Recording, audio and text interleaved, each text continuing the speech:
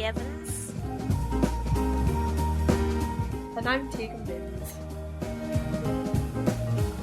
And welcome to the Book Tunes podcast.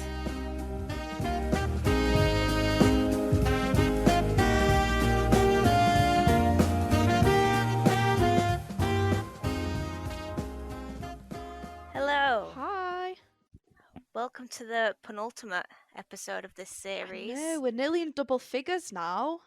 I know. Oh, what? It's crazy. I met my friend for lunch and she was like, what episode are you on now? I went 9. She went, Jesus. I I was know. like, I know. Pumping them out. We are. We're pumping. That's what she said. Before we start, I've got a few things that I keep meaning to say in every episode and then don't.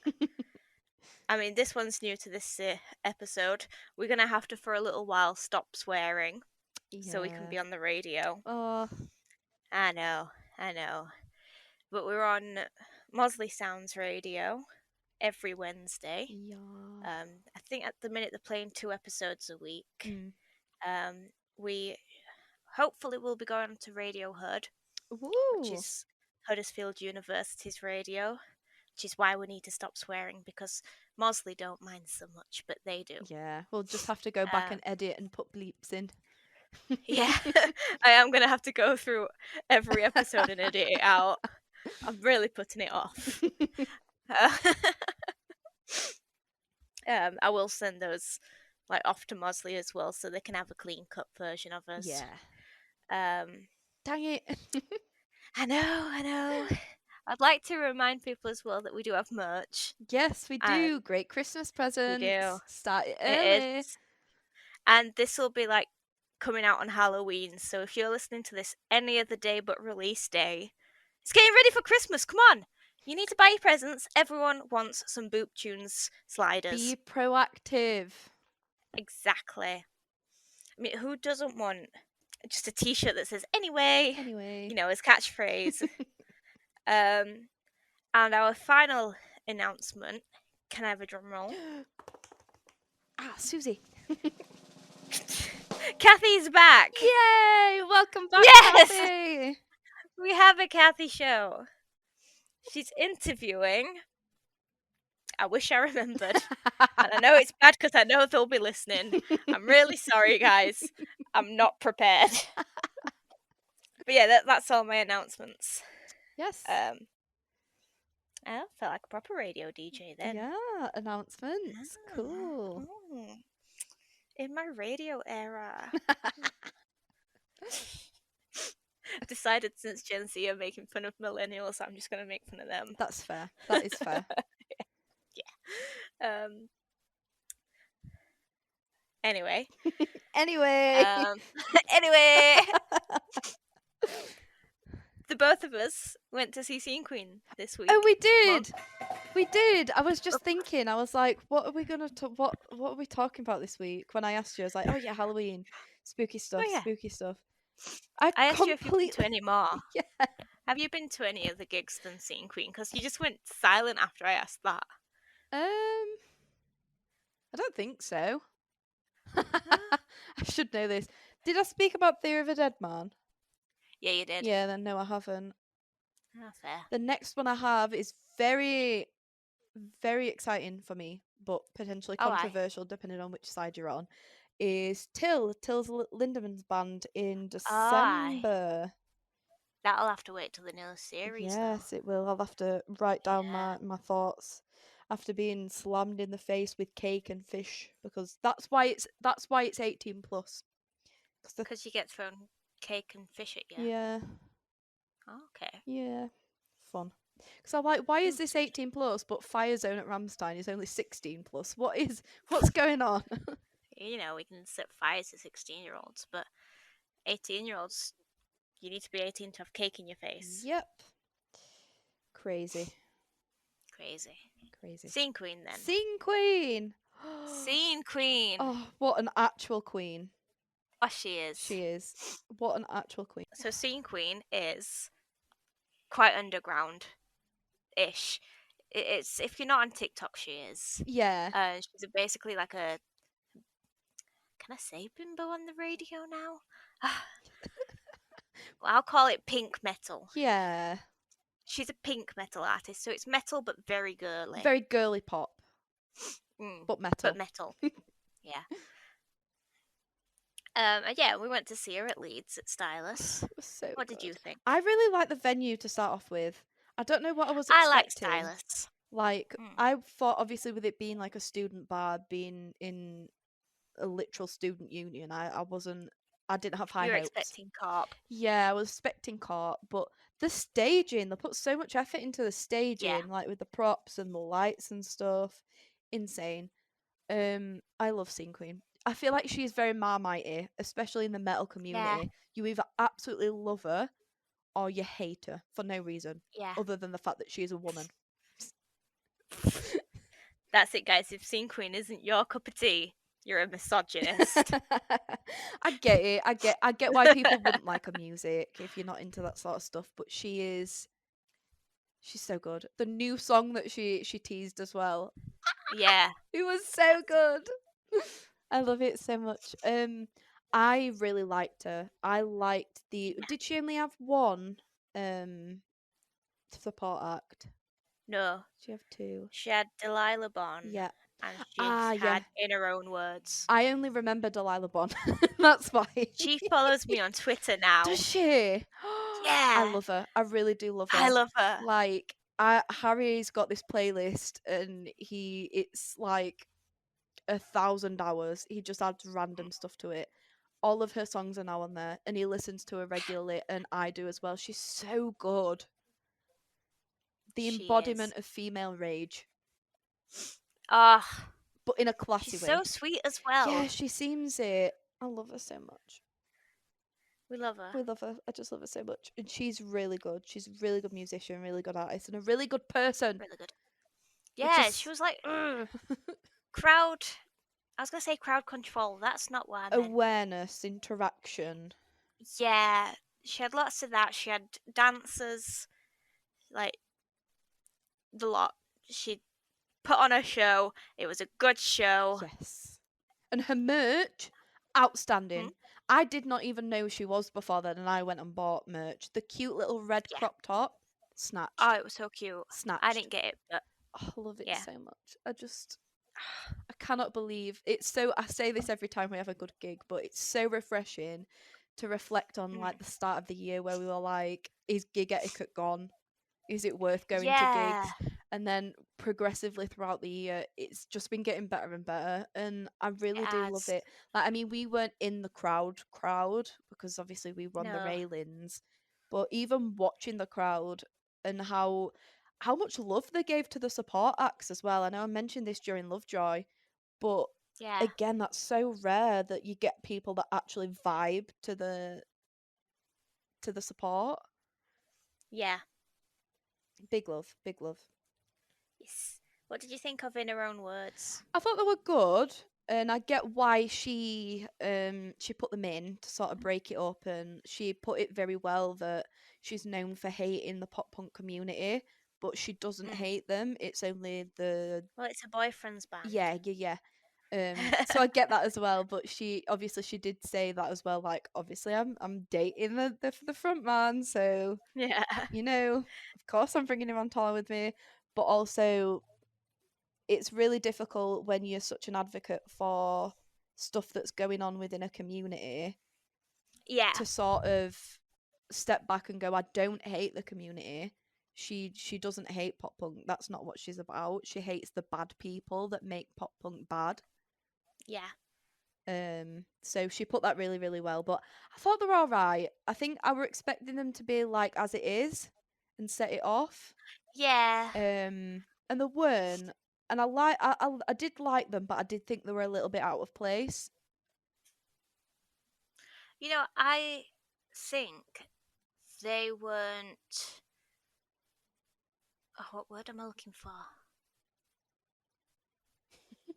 Professionals. Like the sound engineers, I don't think they did them justice. Yeah, like I listened to them recorded, and I thought the microphone live sounded woofy. Like, that's all Yeah, I can like. I remember us talking about this. It weren't the. It might not have been the engineer's fault, whatever, but No, obviously no, with no. it It being might a have been. student bar Yeah, and but no, I agree that the sound was off. It's like the yeah. guitarist Equipment could have for been broken or anything. In her own words, is that what they're called? Yeah, This yeah, this episode's not gonna be as hot of a mess as the last one, but it's there, it's getting there. Um the guitarist, as soon as he came on stage, Harry was like, I love that little guy. I love him with His my little whole heart. mustache. We thought it was fake. We thought it was a fake mustache, but it isn't. And Harry follows him and everything now, and he's quite obsessed with him. Oh, But just the energy he brung, and I feel like his guitar wasn't loud enough. It didn't yeah. spotlight him enough. But no, I did like them. They did seem a little bit out of place, but they were good, and I did like them. Mixed is the word I was looking for. I didn't think they were mixed right. Yeah. That's it. And then But yeah, no, I agree with that. Scene Queen, oh, the energy she brought. I forget you've Like, never seen her before. yeah, no, that was my first Yeah, time. so we saw her at Slam Dunk, and she was Yeah, very good. It was a smaller bit because there was sort of it was the Key Club stage, and yeah, there were two stages, the left and the right one, and it was quite small, but it was packed, and it was still really good energy. But again, with her being on a smaller stage, there was only so much she could do. She really yeah, pulled it out of the bag for this one. I said to Harry, this is going to be a lot better than Slam Dunk because it's her own gig, and she can sort of do what she wants. The staging immaculate. The is it Bimbo Beta Pie? pie. Yeah, That was amazing, and the fact that she was so embarrassed because she's like, I forget you don't have sororities in the UK. But the fact that she's so into getting people to make friends within the group, yeah, within the fan club. This is a hot mess, guys. The community, there we go. And she were getting people on stage, asking them their pronouns and their names and where they're from, and giving them the cute little necklaces and saying everyone's part of it. This is a community. Everyone is friends with everyone. There's no beef yeah, here. I love that because that is the point of gigs. That is the point of being in a community and liking a band and being a fan. It's about going and experiencing and enjoying them and being with other people that are in the same mind frame. And this is why people go to gigs. yeah. Obviously to enjoy To the make artist, friends, but to be a community. That's what it's yeah, about. it's so nice, and it was so nice to see because it did genuinely feel like that. It was so wholesome, and it felt like everyone knew everyone to a standard. Like if anything happened, or someone, I wouldn't have been afraid to speak to the person next to me, or Yeah. someone, I actually spoke to someone when I came out of the toilet. So when I bought the pink Scene Queen hoodie and I put it Mm. on, I came out and someone was like, "Oh, where did you get that from?" And I was like, "Oh, it's on the merch stand. It's this much." And they're like, "Oh, I didn't bring that much with me." And I'm like, "Oh, well, she said it's going to be online, so you can grab it there." And just like little conversations, you don't always Yeah. get that everywhere. No, no. Which again, we're in Yorkshire, God's own country. Yeah. Hell yeah. So that could have been part of it, but it was really good. It was really good. We did have the Yorkshire chant. Yorkshire, Yorkshire, we love it. We love it. And she, It's the best part about gigs. yes, it is. When we went to see It is. Shikari in Manchester, we were chanting Yorkshire. The whole place started chanting, and I got confused. And I was like, "We're not in Yorkshire." Bearing in mind they had Yorkshire gigs, they were playing Leeds like the Yeah. week after. Madness, Oh, honestly. Well, can I just talk like the dances she were doing? Because she threw herself down oh, on her she knees on did. that stage. Woo! I My knees hurt for her. Yeah, she is. Woof. She's fit, and I mean that not in a roadman Yeah, way. like physically, like Yeah, either that or she just doesn't care. she just puts herself in pain for the laugh. That's fair. For the clout, for the bit. Yeah, do it for the bit. Do it for the vibe. Oh, it was so good. And she played some older songs as well, which She did. I mean, obviously she's a newish artist in that she's not got that many songs out. Yeah. But oof, I was very happy because I was like, oh, it's gonna be a similar set to the one in Slammy D, but it wasn't. And she played a new song that's not released yet. How many people do that? Quite a few, Tiegan. Oh, true. That is true. Well, But how many people do a metal country song? True, exactly. Called MILF. In my experience, right, they usually only do new songs that are unreleased if they've already announced an album coming out, and she hasn't done that. That was my thought process. Don't come for me. Where's Susie gone? Uh-oh. Susan! Susie! Susan the troublemaker. Come back. Good girl. You stay. Okay, I'm back. So is the dog. Don't fight Tim. He will eat you. Oh, God. Stop. Are we having a scrap? Yeah, Tim won. Oh, of course he did. For context, Tim is a disabled cat. And Susie is a 50 little Tim. And Susie is a 15-kilogram dog. When you said he'll eat you, I thought it was Big Tim. No, this is little Tim. He's got right attitude on him. It's so funny. They've all had personality transplants. It's crazy. I'm gonna go grab her again because she's run away. I will be back. Okay. Tiegan has 5 cats and a dog. It's crazy. And a snake. I just have my guinea pigs. I have Mabel, but not my mum's.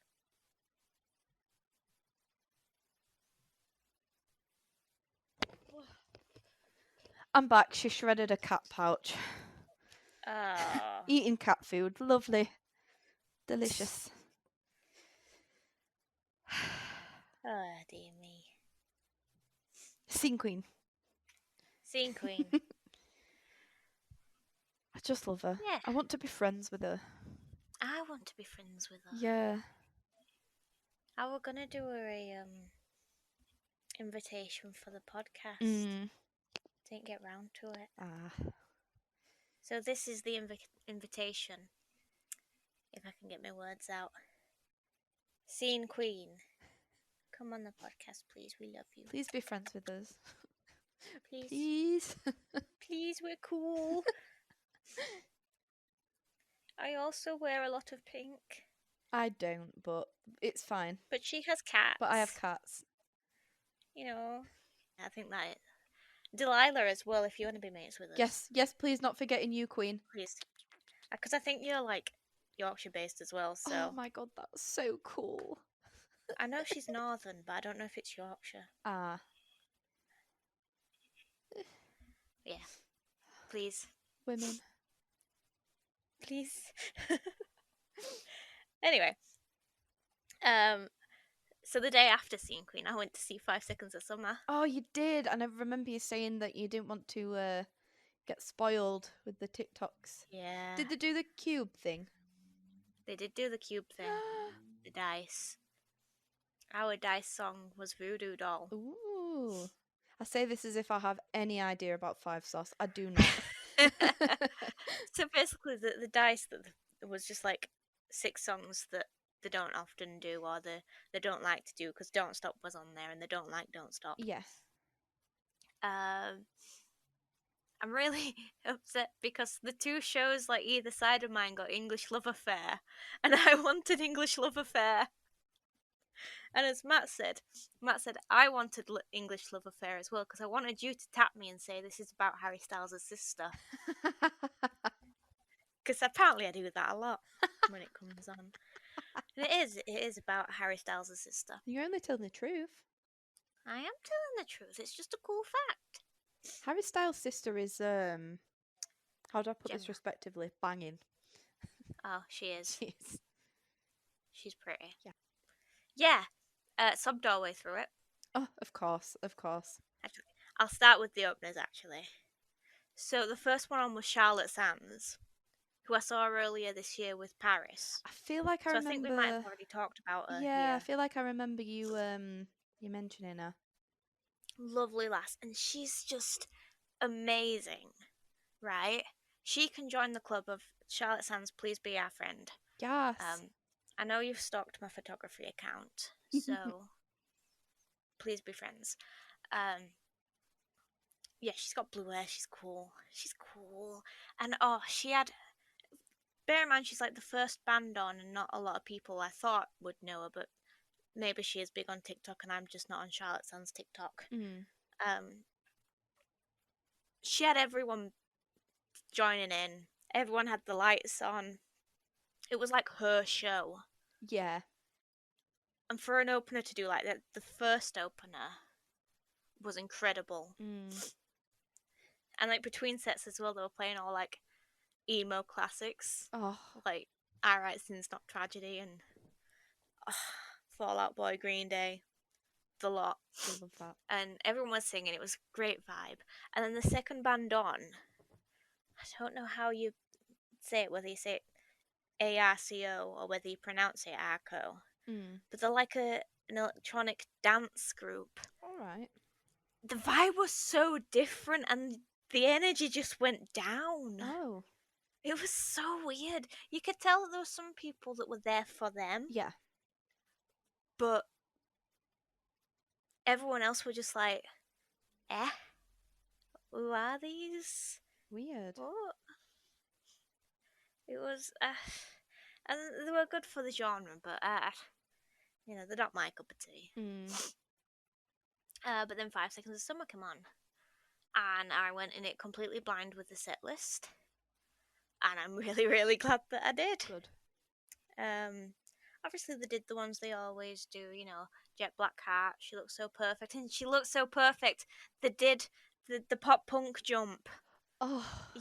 When it the final chorus hits and they all jump up with a guitar. Oh. They hadn't done it for the last 2 shows I've been to see of them. And then they did it. Done it. And I was like, oh my god, I finally got to see it. Because we were standing as well, we could have been really close, but we decided to stand a bit further back and not get pushed about. Yeah. But to be fair, I don't think we would have got pushed about that much. It seemed quite respectful. I'd say there was a few that were like too. Oh, there were definitely one that was too drunk. This last, nearly ruined it for me and Matt. She would. Yeah. She couldn't stand up. You've gone. Her and her boyfriend were having a full Is it domestic, Why have I gone? But I just got petty because they were doing all the romantic songs then. I think they did Disconnected then, no. and I was like serenading Matt and being overly romantic. I'm back.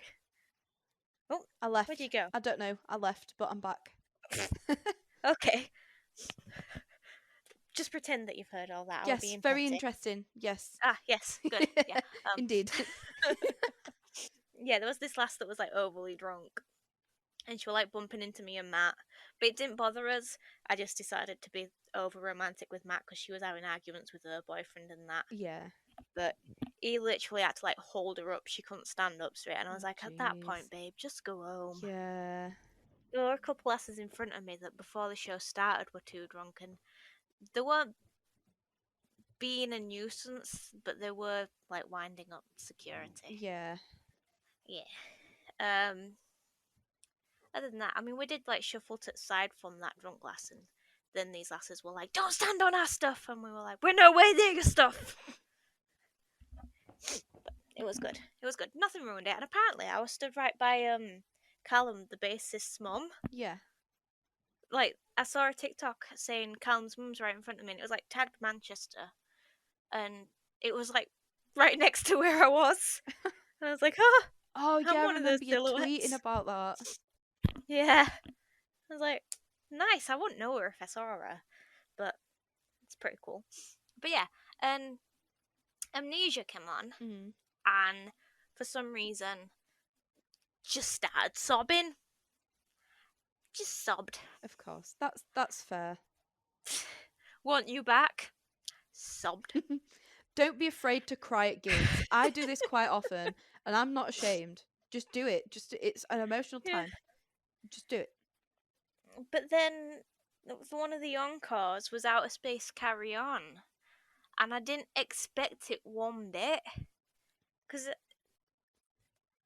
it's a popular song, but it wasn't a single, and it's not a new one. Yeah.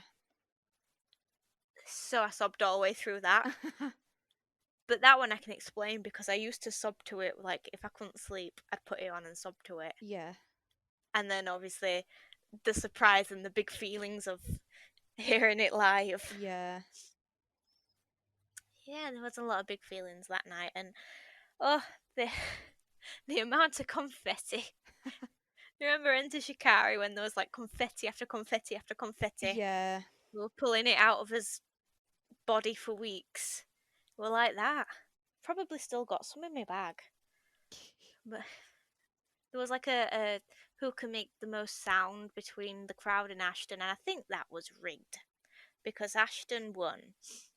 And then Callum came on stage with like sauce bottles and said, "Get sauced," and then confetti. And that's, I'll have to explain that joke. So basically, because is it an anagram? Is that it? No, abbreviation. Yeah. Is five sauce, which some people pronounce five sauce. So then they played on that in the last tour and came up with a sauce commercial. Yeah. You know, like a bit between the stage, between sets, songs. You know, and it's basically just ketchup and mustard. Mm. But they're like, it's five sauce. And they actually did sell five sauce for this tour. Oh. I was a bit too late at picking it up, but damn. But anyway, yeah. And you could get a t-shirt that says, I got five sauced. That's pretty cool. Or I got sauced at a five sauce show. Yeah. That's not the t-shirt that came today. I bought the one that Luke Hemmings was wearing on the night, which just says, I heart five sauce. Simple yet effective. But yeah, I think that's it. So, what else did five sauce do? Well, Michael talked a bit about how he's going to be a dad, which I'm very looking forward to. Yeah. Luke was like, I'm going to be right there because I'm scared to be alone. Oh. He's supposed to have a fiance, or at least a fiance, maybe a wife. Yeah. I don't know. There's some things lately I've seen that's like, are they? Yeah. I'm slowly turning into a Luke girl, I think. I've always been an Ashton girl. I think I'm slowly turning into a Luke girl. Yeah. That's fine. It happens. Yeah. I mean, Ashton's very manly now, and I don't like manly men. Whereas Luke's wearing makeup and glitter. Yeah. Anyway. Shall we cut now to the CATHY show? Yes. The CATHY show.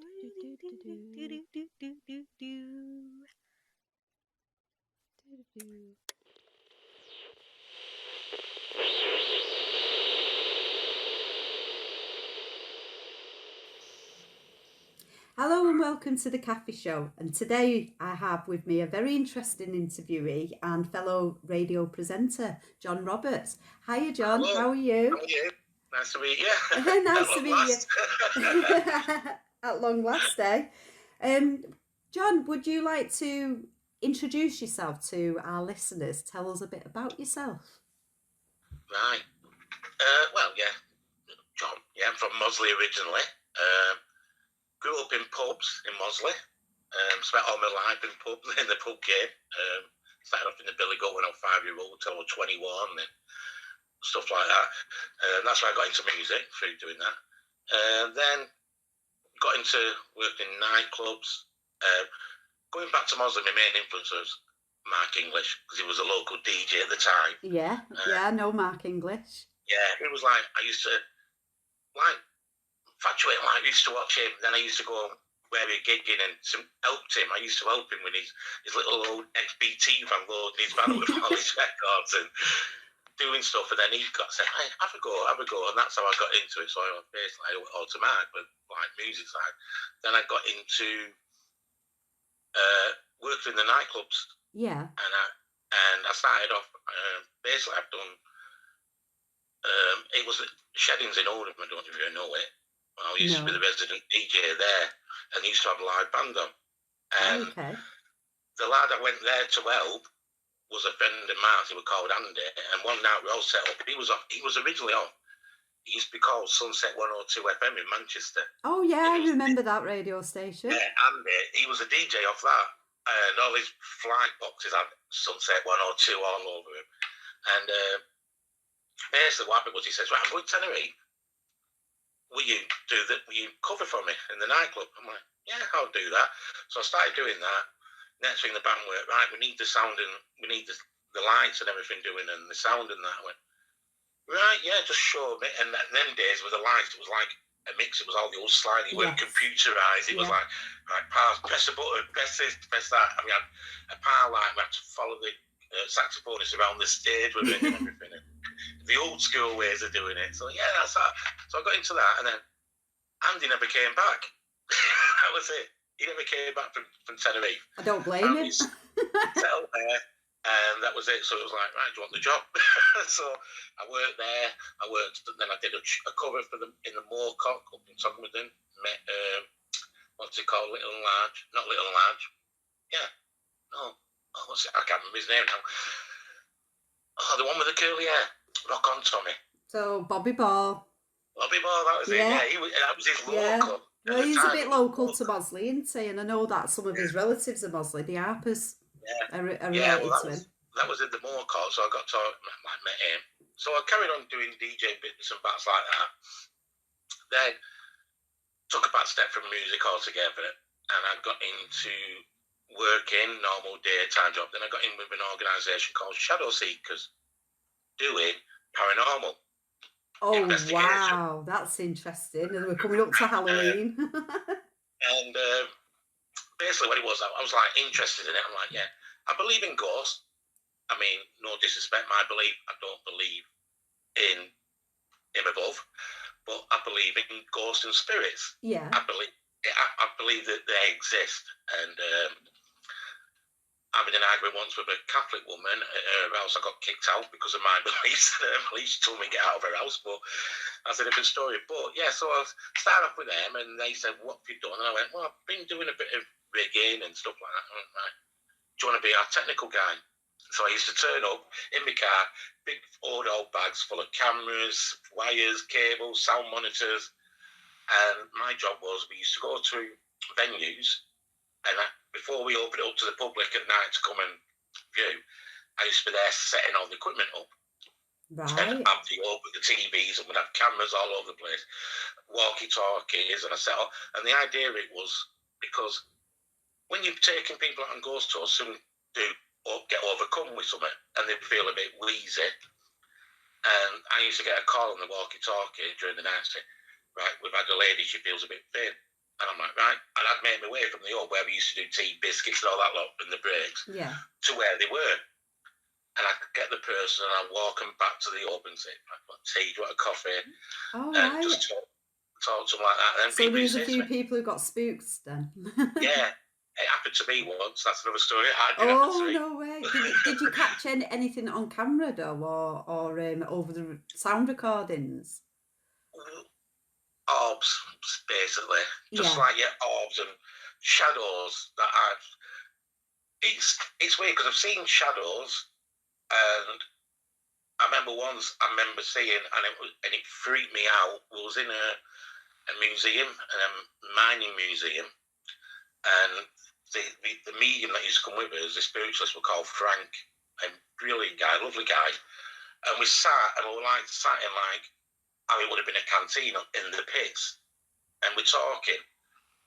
And I'm sat facing him. I just talking, I remember looking, I'm like, oh, that's a good mannequin. It's of a young little boy, in 1800, they black cap on, the shorts on and everything. And I'm like, wow, thought, well, I need to talk about it. I'm going to go over that because it's interesting. I read the history on it. The lights come on. It was a solid wall. I'm like, wow, what? no way. It's gone. No and way. I went, oh, goosebumps. And I'm like, I've got there was a boy there. goosebumps. Yeah, I'm like, there was a boy there. And I described it.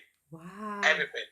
And they were like, no, it was a wall. And I'm like, oh, wow. And that was it. That freaked me out. But yes, so I used to do stuff like that. People used to say to me, doesn't it bother you walking around these buildings like Morecambe Winter Gardens? I was up in the gods setting all like cameras up.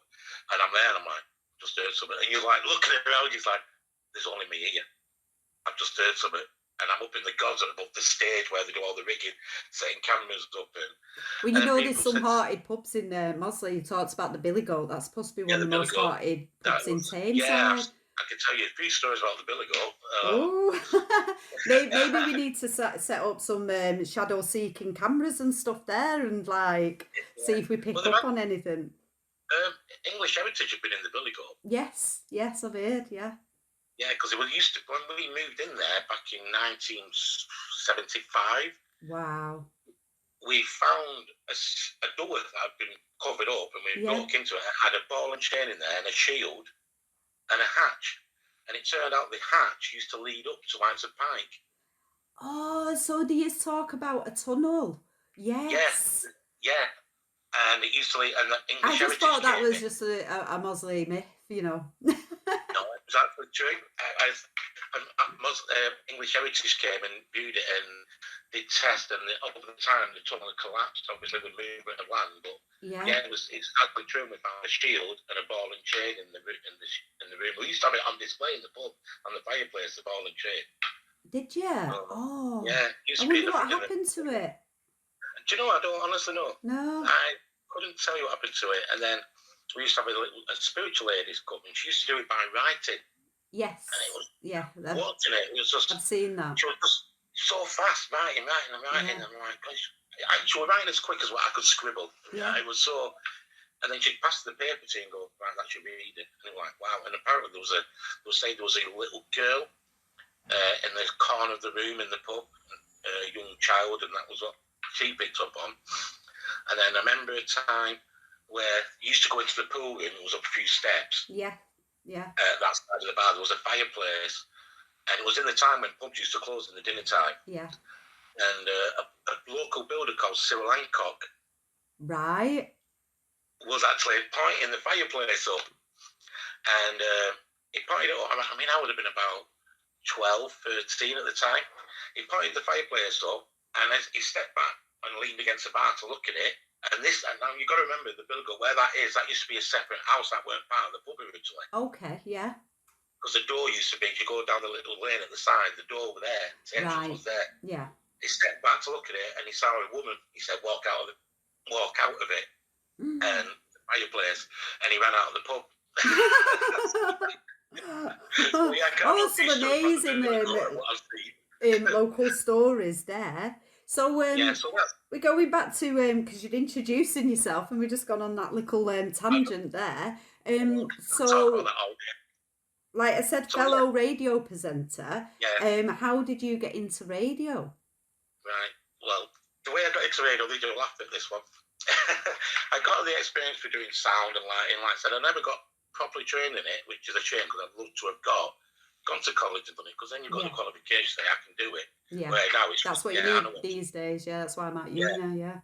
Yeah, you've got to have it on a piece of paper where you can be more experienced than somebody who's got on a piece of paper. So I think hands-on experience is sometimes better insight into it than when it is learning it in a classroom in some aspects. But yeah, of course it is. What subjects you're on and stuff.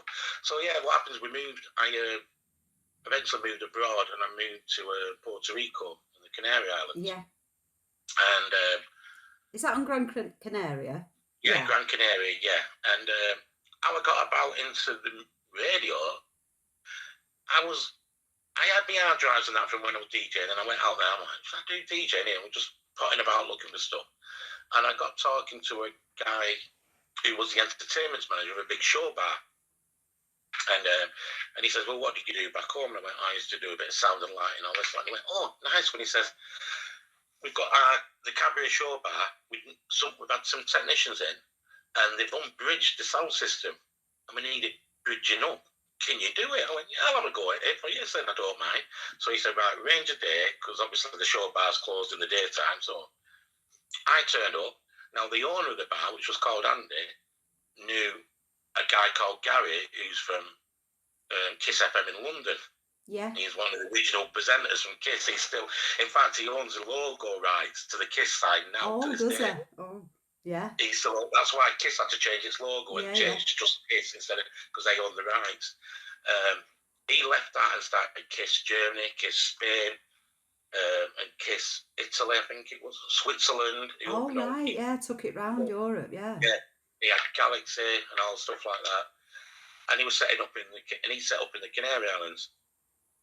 It was in Tenerife, based in Tenerife, but then there was a big storm years ago, and all the transmitters in Tenerife came down off the mountain where they used to have all the transmitters. And there was like Coast FM and all that. There was quite a few of them went off air for a minute. And he decided to move to Gran Canaria. So he set up Kiss. I never met him in my life, didn't know who he was. He turns up with the owner of the venue to do this sound system. So we just looked at each other and went, right, I mean, shook hands. He's from Wimbledon in London. I'm like, right. So I'm just John from Manchester. That's it. He says, let's do it together. So I said, right, we'll do it together. So we did it together. Then the owner come up, he says, brilliant, it sounds great. It was easy working with somebody else because one was at the mixing desk, one was going testing the sound, like listening, and you could hear it, bridge it, and get it right, the balance. And he says, right, go for a meal. He said, you can have a meal in one of my restaurants free of charge.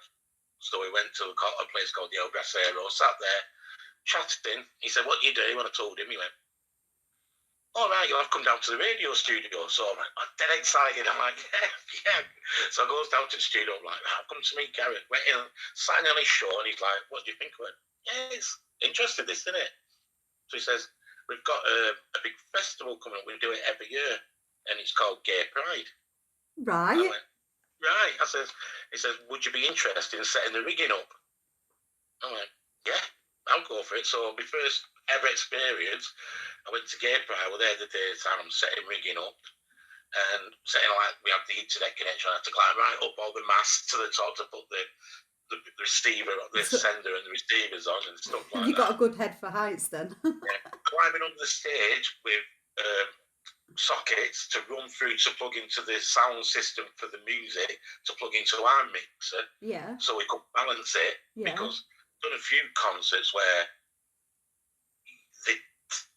their technician goes, yeah, I'll give you this little lead, plug it in, and it's like bang, full belt, and your mixer can't handle it. Yeah. And it just distorts. So we used to we could have his own slide, we could control the sound, so then we could do his radio show and then introduce the band and slide that up. And when there were the worst thing when you're doing radio is when you go to a gig and they're not a big professional band, they have gaps in between songs and they talk and stuff like that. Yeah. It becomes dead air. Yeah. So you have to turn it off, and we used to like come and go and do a little bit of it and go, yeah, so there you go there. That was Sabaton with their song 1916 taken from, and then now coming up, and then bring it back in again. So it gives you the control over that, where instead of where you're getting a direct feed, you've got to listen to it going, and everything blinded and stuff, and as it talking to the crowd. So yeah, so I was doing all that with him, and then he was like, right, come back to the studio, and he just said, you ever thought of doing radio? I'm like, never thought of it in my life, never. And he says, right. So I started going in. He says, right, come in every day. And I started with him. Never had a clue about it. I mean, at the basics, we're doing DJing, but radio and DJing is totally different. It is different, yeah. And it was like learning all about how we use Sam Broadcaster, learning how to do the programming, how to run it all out. When you're doing it, say I use Sam Broadcaster now, but I have control over it. Yeah. When you're in the studio, Sam has control over you. Yes, yeah. Because of all the power programming in it. Right. It's like you can put your cue in, and then at 10 past, you've got adverts. Sam will say, hang on, you're not having that. Wipe your cue list out, throw its adverts in, and then reload its own cue of music. And so I'm like, no, you've got to take it all out. So it was learning all about programming, and then first time on the mic, I'm like, hello, this is John. It's nerve-wracking that first time, isn't it?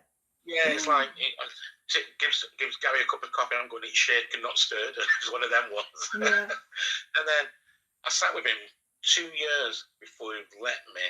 And in the 2 years we built it up. It's like now I have Craig on my show. Yes, we're going to talk about your show on Mossley Sounds Radio soon. Yeah, the Rock Zone.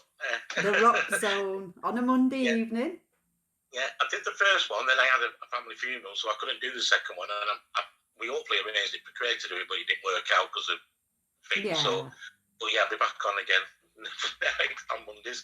But yeah, it was the same with him. I'm trying to teach him and stuff like that. And you build your confidence up, and then you get the rapport. But it's like my key thing says, it's like I can picture Gary repeating himself. I'm repeating what Gary used to say to me. Oh, amazing! Yeah. Yeah, because it's like I've been talking to Craig, and I always say to him, when a song's on, read your information, read it, get it in your head. Yeah, yeah. Because then you portray it better, and he's like panicking. And when the song comes on, well, they do that with even TV presenting, because I did presenting module last year on that part of my uni course. And that's exactly what they teach us. So when you see them live on TV, they're not done that. They've actually read through everything. They've made notes and stuff like that before, yeah. Yeah, because that's it. You see them, they have the screen set off or screen below, and in between they're reading it, and it just, you've got it there as a guideline. Yeah.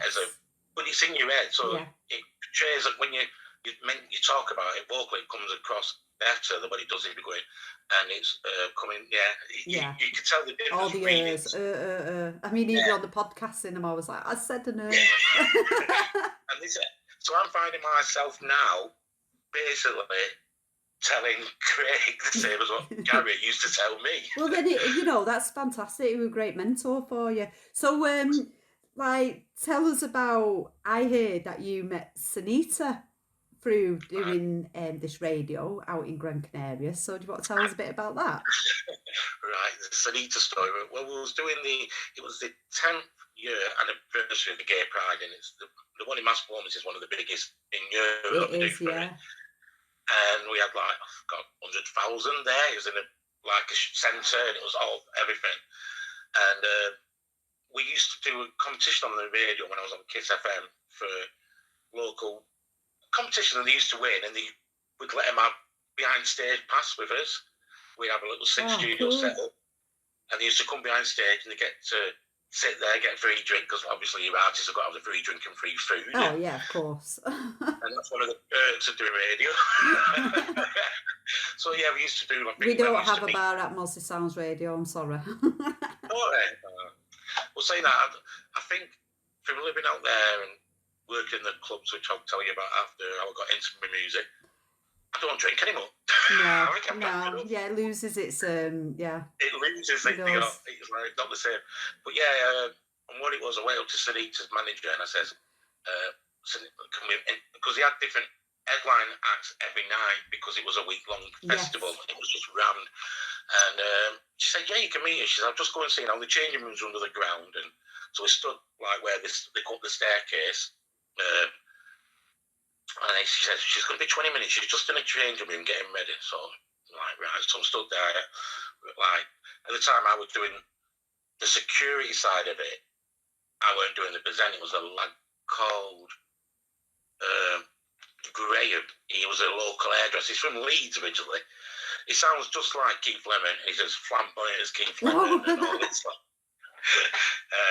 Obviously fitting for the scene of what we were in. So he was doing the interview, and I was like, I had a badge on backstage past security, so I had access all areas where someone just had press, so they could only go to the back of this. I had security access all areas, so I was under the ground in where the changing rooms were. I was coming up with this sound box. I was everywhere, so it was good. So Sunita come up, and it took 20 minutes for her to arrive. And as she's come up the stairs, she stood there, and the first words I said to her is, "Wow, you've only got a bikini on and a cape, and it's took you 20 minutes to get ready." And all she did, she looked at me, just laughed and went, "Well, as women," and that was it. And then we did the interview. I bet she looked fabulous, John. Yeah, I've actually got pictures of it. But yeah, Cheeky Girls, they were good. Oh, Cheeky Girls, go on, tell us about them. Getting all the gossip here. She was at the time. She was still with the MP. Oh yes, yes. Yeah, and they did the show on stage. And when they pulled up, it was quite comical. They pulled up in a stretch limo. Wow, I didn't realise they were that famous. Yeah, well, they were there. They were the main acts. So they were doing it in style. So they pulled up. They had they made access. They brought the car to the side of the stage, and we were there. We had like a van and a little. I can't remember what car it was, but we were all with Kiss FM on. And Gary, who's the main boss, music station, before they went on stage, he said, "Can we have a quick word with you after?" They went, "Yeah." He says, "Oh, by the way, we'll go swap cars if you want. You can have mine and I'll have yours later." So he goes off, goes in the change room, comes on the stage. As they're coming off the stage, I'm stood there at the side of the stage behind the back. And the first thing she did was reach into her bra, pull a cigarette and a lighter out and lit a cig up. And I went, "I can't believe you're doing that." She went, "I need it. I've been dying for a fag for ages." Just so down to earth, though. We had a very good chuckle with them, chatting to them. Oh. Well, going back to your claims to fame, I've heard that you've got a Cascada story.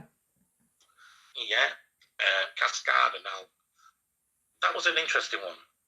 I can tell you, I've met loads based on the island client, but yeah, Cascada.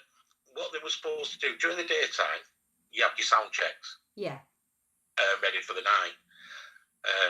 Before going on to Cascada, one of the stories was that I'm setting the rigging up during the day. Got a tap on my shoulder, turns around, it was Hazel Dean. And she's like, "Hi, I'm here." Wow, like, I love Hazel Dean, wow. I went, "Yeah." I said, "What do you want me to do?" She went, where do you want me sound? I went, "Sound engineer's over there, leave me alone." And that was the first words and the only words they ever said to Hazel Dean. "What do you want me to do? Sound check's over there." But yeah, so she was on time. She did a sound check. Cascada turned up when the concert had started. Right. A manager went up to the sound engineer. Now, the sound engineer does the X Factor in England. He's the stage manager at X Factor in England. Right. So he gets his clipboard out and he's going, "Yeah," he says, "right." He says, "We need to do a sound check."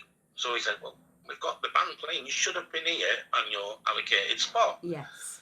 So she went, "Right." He said, "Well, we'll do a sound check, but I'll play it under the music so the listeners, the audience won't notice it. We'll put it on a line underneath, put your headphones on." So she stood behind the stage at the back. She's got headphones on and she's humming away to herself. And she's like, can't do it. So a manager goes up to the stage manager and goes, "This isn't good enough. This is like listening to it in your front room. She needs it louder." So he just got he got his clipboard. He went, "So who is it, Cascada?" Pen through the lane. He went, "Right, she's off." Oh, no so way. She burst into tears. Me being me, walked up to her, put my arm on her, went, "Don't worry, love, you'll be all right. We'll sort it. You'll go on." Then she gave me another start crying. Giving her a bit of that northern, like, comfort. Yeah. "Oh, do you want a cup of tea?" I says, "Don't worry, we'll sort it." And then I says, "But can we have an interview with you after you've done your spot?" She went, "Oh, you have to go through my manager." And he stood there, arms crossed, right, moaning. So I went over to him and I says, "Can we have an interview with her when she comes on stage?" And he's like, "You can have 5 minutes and you do it at the bottom of the stairs of the stage. She's not going round to your DJ area. We're not going to the bar section. You do it at the side of the stage." So I went, very strict. Yeah. So she went on stage, did a show, big hit, went down really well. As she come off the stage, I went, I said, "Can we do this interview?" And I went, "Yeah." And the manager stood there with his arms crossed, looking at his watch, pointing at his watch. And she turned around and she went, "I tell you what, Eakin, go and I'll spend as long as I want with you." Oh, and that was bless her. So we had she was with us for about 15 minutes, taking photographs with the people, signing autographs and stuff like that. Oh, then, so she's really nice. Kelly Wilder did the same with her. Then she went, "Why don't you have your photograph took with me?" I went, "I don't really have my photograph taken." So I've got a picture with Kelly Wilder, which she did Glory and all that lot. I had all the crowd going with Glory and everything. Oh, wow. Yeah, so, good ones. I met quite a few. Yeah. He has Tourette's. He's brilliant on stage. Yeah. When you interview him, he has Tourette's and he goes off subject dead easily when he's talking. But when he's singing, he's all right. But when he's talking, he's effing and this and effing and that. And he had a very low attention span, and he'd see something in the corner, he'd be trying to interview, he'd be like, "Oh, I'm just going to go and see that. And he wants to go. He's like that all the time when he's off stage. Yeah. All right. Wow. Very interesting. So, John, let's talk a little bit about your rock show anyway. Yeah. Yeah. So what can we expect on Monday evenings on Mossley Sounds Radio? Right. Well, influence-wise of music, I kind of got brainwashed into more Scandinavian rock, and I've been introduced. I've heard that's where it's at. Because my thing is, when I came back to England, English, don't take this wrong, but English rockers have blinkers on. Yeah. It's a bit like the Americans. You only get what the radio stations want to play. Yeah. It's like you selected for AC/DC, Black Sabbath, Metallica and stuff like that. And there is some brilliant bands out there that nobody's ever heard of. Well, that's fantastic. That's your point, isn't it? Like, yeah. And I've been doing a few. It's like with Craig. I mean, I've took him to Nightwish concerts, Sabaton concerts. Yeah. Delay, Exandria, Within Temptation and stuff like that. And he's never heard of like some of them, and now he's like big into it. Like, these are good, these aren't they? Like, yeah, Scandi rock. But Scandi rock. That's the where reason it's I got at. into that. The reason I got into that, it was quite weird because when I was on the radio with Kiss, I used to do the drive time show. Yeah. I used to do 3 till 6, Monday to Friday. You had your news, your weather, everything like that. And that's what my forte was, Monday to Friday, drive time show, pop music. Sam did it all. I mean, like, you had scripts, we'll work off scripts. Yeah. And you've got a certain time, you've got to say such a thing, certain time, bring such a thing in.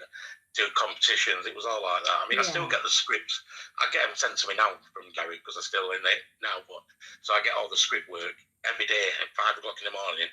I get an email with scripts for the day. Okay. Like, what's the day that today is the day of such a thing, or somebody's birthday in news. And so it used to be scripted. And then Gary said to me, "Do you want to do another show?" I went, "I want to do a rock show." I said, "I don't know why, I just want to do rock show." Because every time we played rock music on the radio, I used to hear the mic and go, "Oh, I like that. That's better than what you listen to." And so it came from there. So I got into doing rock. And then there was a bar opened up in Puerto Rico, and they were part of a chain called Rock Out Music Bars. It was just rock music with live rock bands on. Yeah. And I mean, I've got one of their t-shirts and the owner, the bloke who owned it, approached the radio for an advert, so I was advertising him.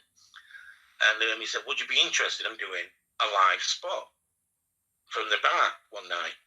Oh, so wonderful. I said, "Yeah." So we did that. So me and Gary went down. We went in the daytime, arranged it, seen what their equipment, what we could link in, set up. And we did a live gig from the rock bar. And then a week later, he comes up to me and says, "Would you be interested in the residential spot? If we pay you, would you do the nights?" So I'm like, "Yeah, can do." But so they had posters made, and it felt so weird with these big posters all around the shopping centres and stuff with my name on it. And it was like featuring John Roberts from Kiss FM. I'm like, "Oh, cool." And it was like, I'm walking down the street and I'm like, "Oh, that's me." And it just felt so surreal. It's like, I'm on a poster.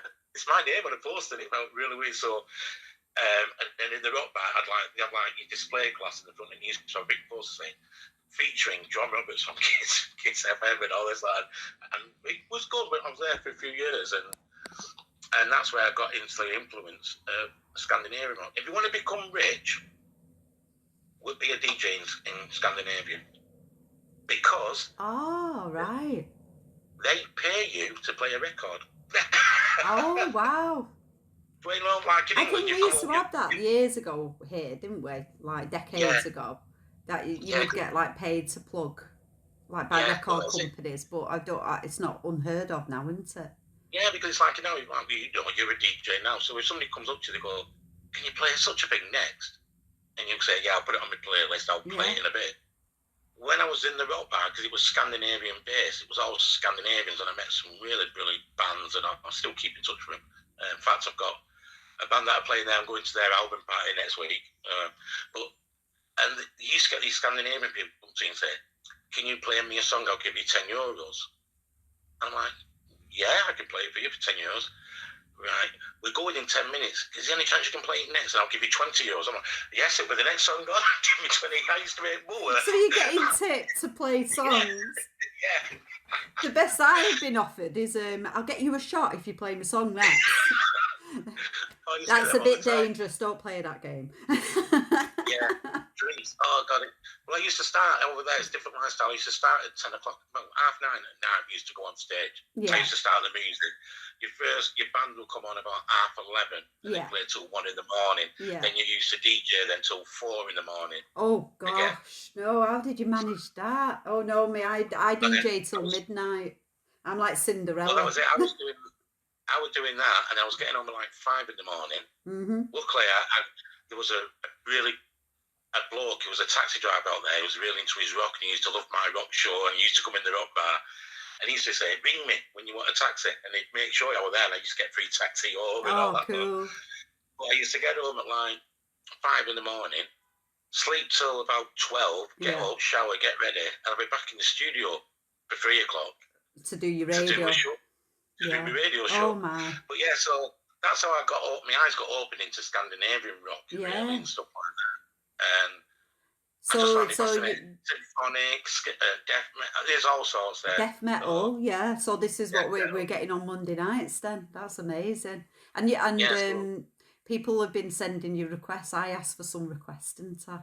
I think I asked for Deftones and a bit of AC/DC because I know it's overplayed, but I love them.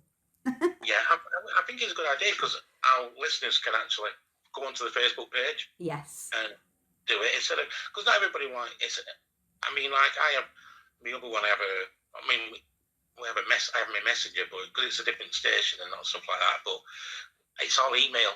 Send an email, and it's just any of you remember to open your emails anyway. I know. It's a bit more interactive, isn't it, with the messenger? Yeah, it's instant. It's there, and you can have it on. You go, right, I'll play that for you. You can contact back and say, yeah, I'll play that. And I think it's more of a personal touch. Yeah. And the radio's lost that now, hasn't it? It did lose that, so it's nice bringing it back to local. Yeah. It's like I said, with me, it's like I get an email and I'll go, oh God, I've got an email. God, that was last week and stuff like that. And then I'll play it now. But doing that way, I think it's a lot better. It is. But so it's like Scandinavian rock, soft rock, Fleetwood Mac. Fleetwood Mac, well, that's Craig's favourite, isn't it? I'm a big Fleetwood Mac fan myself. Nanny McVie, I'd call her. She'll Nanny McVie. I've never heard Stevie Nicks called that before. Shall I tell you my funny story? So I've been going to this jam night at the Billy Goat, and I was learning Landslide Fleetwood Mac. Wow. So I'd sang Dreams with Dan Brown on acoustic guitar, and my mate Christine Cooper, he did the box drum and stuff like that. That was quite good because I'm more of a karaoke singer than, like sing with a band singer. But I thought, right, I can do this Landslide. Just completely had a mental blank. The only bit of the song that I remember was I'm Getting Older, which kept singing on repeat with people in the audience that I know looking at me, and I was like, I'm so sorry, I'm having a perimenopausal moment, and that was it. I set the audience off, they set me off, couldn't finish the song, and there you go. And think I will shelf singing Fleetwood Mac from now on. I just call it, because Craig's a big Fleetwood Mac fan himself and everything, and it was like Christine McVie, so I went, we were doing one day I was doing a show and he mentioned it, and I went, oh yeah, Nanny McVie. And that was it. It's just stuck. So every time I go, here we go, Nanny McVie. So and that's your banter that you have then during the show with him. The thing I've been doing is I'll do bits of history like the last week that's happened. So, like, say, for example, I'll be paperwork here because I'm ready to go on shows soon. So if we go back to like the 1st of September. 1947, it was actually the birthday of Mark Bolan. And it was one of his hits was Hot Love. Yeah. And stuff. So I'll be doing bits of history and stuff like that. Like I've got old paper. I still believe in paperwork. When we do the charts as well. And Yeah. I have to do all the research, and then visas, and I do like new releases, new bands that are coming, and because like that be next week on Monday's show, I'll be talking about a band called Hell's Addiction. Okay. That's a good rock name band, isn't it? Yeah, you know, rock name for a band. They actually opened. I can tell you a story about it. It was quite funny. They opened Download Festival the other year. They were the band that opened Download Festival, and I met him through being in the rock bar, and he was on holiday with his wife, Ben Sargent, the lead singer of the band is, and they were just getting ready to release the second album, which was called Broken. And so I've got a signed copy of it somewhere. But they come out, it was in the rock bar, it was every single night drinking. And then on his last night, me and Gabrielle, who was the owner, who's Italian, Jack Daniels, went like that. The next day, he'd come in the bar and he went, I've missed my flight. And he had a gig. Oh, no. They overslept and missed the flight and had a gig and they couldn't get a flight to the next. So they come in the bar and they're like, we're going for something to eat and a coffee. We're not coming in your bar. We're not drinking. We're going to make this flight in the morning. So, bad influence. Yeah, so I went over to their album launch party, and that was held in Nottingham then, a club. Yeah.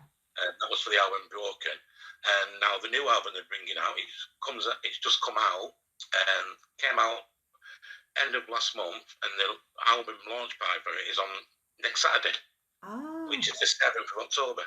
And it's called, now it's a southern saying apparently, it's a Leicestershire saying. Okay. And the album's called 9 O'Clock Horses. 9 O'Clock Horses. And now they did a competition to turn around and say, you get a free CD signed if you can tell us the meaning to what 9 O'Clock Horses is. Oh. Well, there we go. Now I could break this. I could tell everybody what the secret is. And you're not allowed to Google on your phone, listeners. I mean, I could tell you because I love me. I googled it. Oh, did you? Are you allowed to tell us, John? You're going to tell us? Yeah, because it came out now. The competition. It was actually, you know, being from up north, and you're a young child and you don't go to bed. Yeah. And your parents turn around and say, if you don't get up to bed, the boogeyman's going to come and get you. Yeah. In Leicestershire, back in the Victorian times, there used to be some men who used to come in and they used to collect all the refuse because they didn't have the drainage and stuff. It used to be put on the street.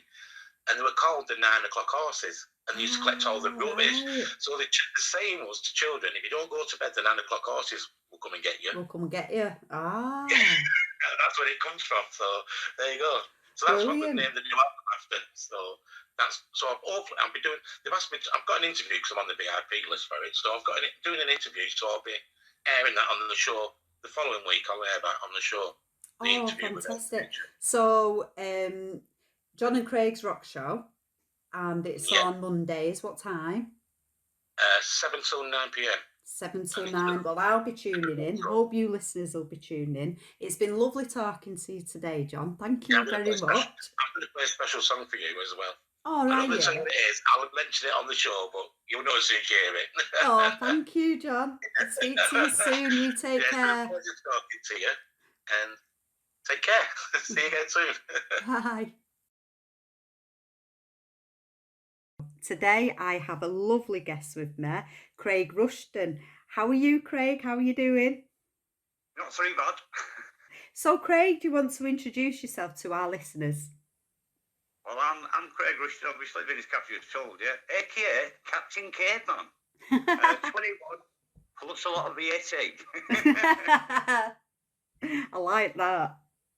So, you're also a radio presenter on Mossley Sounds Radio. Do you want to tell us a bit about your show? Well, it's going to be rock through the ages, so obviously it's a rock music which can be Beatles, Elvis, all sorts, right up to your modern day music. Try and mix it up so you've got old and new all the way through the 2-hour show, and that's from 11 a.m. on a Thursday till 1 p.m. That's fantastic. So 11 a.m. on the Thursday, did you say, till 1 p.m? So it's a 3-hour show then? No, 11 till 1. That's 2. Oh, 11 till 1. Yeah, sorry. That's my mistake. You belong. You said before, you were telling me before we recorded about Alzheimer's. I think I'm getting it too. Definitely. I think you've been talking to me too long. You've got Alzheimer's now. It's brushed off on me. So that's the show that you're doing by yourself, is it? Yeah. Also, me and John, Mr. Ball Metal, do the Rock Zone, and that's usually at 7 till 9 on a Monday. Oh, I've been tuning into that one. It's been great, that, actually. Yeah. We're trying to make sure we have a bit of history and new releases and everything. Just try and mix it up a bit for everybody, because obviously a lot of people haven't heard a lot of the music that we seem to find. So you've been trying to find them like golden nuggets of, unknown. Yeah, but we also do for another radio station that's based in Sweden. So we find out a lot of stuff. Do you? Yeah, that's been doing that for about 2 years with John Mark. Well, Scandinavian rock is very, very popular these days, isn't it? There's like a huge scene over there. Yeah, they have Sweden Rocks. That's a fantastic, like a Donington, like we have our Donington. Well, Download, isn't it now? Download Festival, yes. Oh, so they have a big rock festival over there. Yeah, Sweden Rocks. They tend to have a lot better bands than we get over here, put it that way. Oh, wow. I was quite we're supposed to be going, but it all fell through at last minute. But well, we'll get there one time. You'll get there one time, won't you? Maybe next year. So, what was it that got you into radio then, Craig? Well, everybody's always got a bit of a, thing they won't mind being on radio, and it was just I used to listen to John doing his show when he lived in Canaries. And came round, sat with him when he set up for doing the We Rock one, and one day he just plugged a mic in and passed it to me, and it basically started from there. Eventually got my own set up at his, and then set myself up here as well at my own house. So, and then now that you've ended up moving into having your own show as well, that's amazing. So you got thrown in at the deep end, didn't you, Craig? Well, he just passed me mic. He just turned around and said something to me. He says, Mike, sir. So John is your friend and your mentor, really, isn't he? Yeah, I've been good mates for over 20 years, Yeah. Yeah. Well, I mean, me and you go way back, don't we? We do. Yes, karaoke nights at your house. We used to be neighbours, didn't we? Oh, yeah. Just upset. Well, I don't think we upset them too much. Off Main Road, mainly. I had a good setup, didn't I? You did. In that red living room. So. Yeah. Oh, yeah. Keep it warm. It did. Didn't have to put the heating on. That was for sure. I remember belting out a bit of 70s rock myself when we used to do them karaoke nights. Oh, yeah. We used to pick some of them. Everybody would have a go, wouldn't they? They would. Nobody got left out. No, even if you didn't want to join in, you did.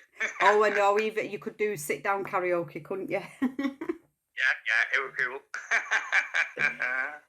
So, Craig, what is your musical influences? Obviously, like your shows are both like very rock influence. Yeah. I like all sorts. To go out there. I mean, the biggest one I do like to listen to, people would be really surprised about, is Neil Diamond. My dad brought me up listening to Neil Diamond. Oh, what a voice! Neil Diamond. Yeah, he's amazing. Yeah, man, my dad had everything he ever did. I mean, sadly, he died a few years ago. Oh.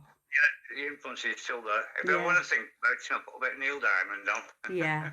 Well, that's the lovely thing about music, isn't it? It connects us with our loved ones, especially when they've passed over. Well, I mean, with rock, believe it or not, silly that saying, we were decorating my mum and dad. When Queen brought Bohemian Rhapsody out and it reached charts. Yeah. So it going back quite a while, we're decorating in the kitchen. And it come on radio, and all family, all 6 of us, were singing Neil Bohemian Rhapsody while we were stripping kitchen. And that's mainly what started it. Then my next was Kiss. I'm a big Kiss freak. Oh, are you? Oh, wow. Yeah. A few times. Yeah. You can't go wrong with a bit of Kiss, can you? Yeah, they do amazing concerts then. Yeah, they do. I was lucky enough to actually see the full lineup when they got back together for a reunion tour. I think it was about 95 or something like that. Right. And all the original members back together in full makeup, which until like they're retiring now eventually, but they've continued with new members but kept the full makeup and all the costumes and everything. Wow. Well, I mean, there'll always be like new fans find Kiss, don't they? Oh, I mean, I think there's only an handful of records. They haven't got my Kiss. I've even got 12-inch version. I've even got a Lick It Up disc. They did a tour for Lick It Up, and the drum kit that Eric Carr was sat on was a tank, and I've got a 7-inch single that's a picture disc, and it's a tank. Oh my God! So he was playing drums in a tank. Yeah. They all did Creeks at Night, and they had a double A side one, double grooved A side. Yeah. And the B side was all the original band members' signatures on it. I've even got that. It's all. Have you? Yeah. Oh wow, collector's item that is. So I mean, I was going to actually ask you about gigs anyway. So would you say the Kiss gig was your best gig, or did anything else beat it? Actually, no, it still ranked side us Kiss, but I think really we went to see Sabaton, me, John, and our friend Frank. Yeah. In Leeds. I think it was either early this year or late last year. Yeah. Sabaton are absolutely amazing concert. The stage show. I mean, we went to see Nightwish a little while before it, and John saying, you won't get another concert like this. All the fireworks and, all the flamethrowing and everything. He said, what do you think of the theatre? Amazing, mate. I said, well, I think it's on par to what Kiss did. He said, all right. And then we went to Sabaton and said, there you are, John. These are better than Nightwish. And he had to agree with me. So, can you explain who Sabaton are then, to our listeners who don't know? If I remember rightly, they are a Swedish band. Yeah. Hockin, is the singer, and it was just his birthday. There's Pa on guitar. Oh, Hannes is married to Nightwish lead singer Flo Jansen. He's the drummer. Oh, right. Tommy Johansson, you will hear us playing him on our rock zone. Yeah. Because he does a lot of his own stuff.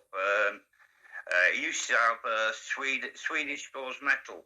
Okay. And he takes songs and makes some metal, and he's an amazing artist. And the pitch of his voice, I'll tell you what, he must have some tight underpants on.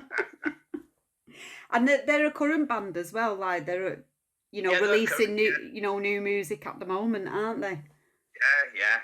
I mean, they did a cover of Motorhead's 1916. Yeah. And they actually filmed it. Just before we seen them at Leeds, they've been filming the video for it at Birmingham at the museum, and they dedicated it to Lemmy. Oh, bless them. Oh. It was Lemmy's original song, so fantastic. Everything they touch is golden. It's brilliant.